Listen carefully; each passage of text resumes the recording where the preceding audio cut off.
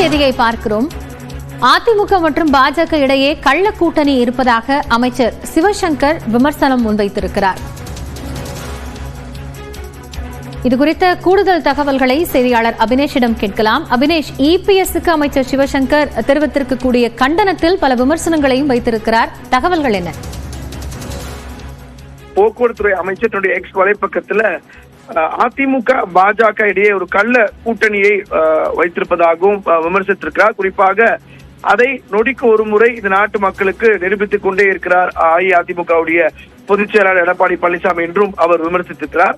குறிப்பாக புதுக்கோட்டை திருமயத்தைச் சேர்ந்த அதிமுக நிர்வாகியும் சமூக ஆர்வலமான ஜெகபர் அலி மரணம் தொடர்பாக தமிழ்நாடு பாஜக தலைவர் அண்ணாமலையும் அதிமுக பொதுச் செயலர் எடப்பாடி பழனிசாமியையும் ஒரே மாதிரியான வரிகளை தன்னுடைய எக்ஸ் வலைப்பக்கத்தில் பதிவிட்டிருப்பதாக அவர் குறிப்பிட்டிருக்கிறார். குறிப்பாக 2 பேருடைய அறிக்கையும் அப்படியே காப்பி பேஸ்ட் செய்திருக்கிறார் எடப்பாடி பழனிசாமி என்று குறிப்பிட்டிருக்கிறார். எனவே யாரோ எழுதி கொடுத்த அறிக்கையை வெளியிடக்கூடிய எடப்பாடி பழனிசாமி டெல்லியில் இருந்து பாஜக மேலிடம் அண்ணாமலைக்கு எழுதி கொடுத்திருந்த பதிவை அப்படியே நகல் எடுத்து வெளியிடும் அளவிற்கு பாஜகவின் அடிமட்ட ஒரு அடிமையாக மாறிட்டார் என ஒரு கடுமையான சொற்களால் விமர்சனத்தை முன்வைத்திருக்கிறார்.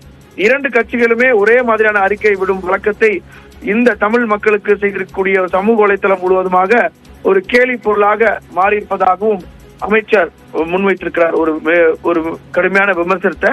குறிப்பாக அதிமுக பாஜக கள்ள கூட்டணியில் பிரதமர் மோடி நடத்தும் அப்பட்டமான பொம்மலாட்ட நாடகம் அச்சு பிசகாமல் ஆடும் பொம்மையாக இருக்கிறார் எடப்பாடி பழனிசாமி என்றும் அமைச்சர் சிவசங்கர் விமர்சித்திருக்கக்கூடிய நிலையில ஒரு பொம்மலாட்டம் நடக்குது, ஒரு புதுமையாக நடக்குது என சொல்லக்கூடிய திரைப்பட பாடல் தான் நினைவுக்கு வருவதாகவும் அமைச்சர் எதிர்க்கட்சிகள் எடப்பாடி பழனிசாமிய விமர்சித்து தன்னுடைய எக்ஸ் வலைப்பக்கத்துல இந்த அறிக்கையை பதிவிட்டிருக்கிறார்.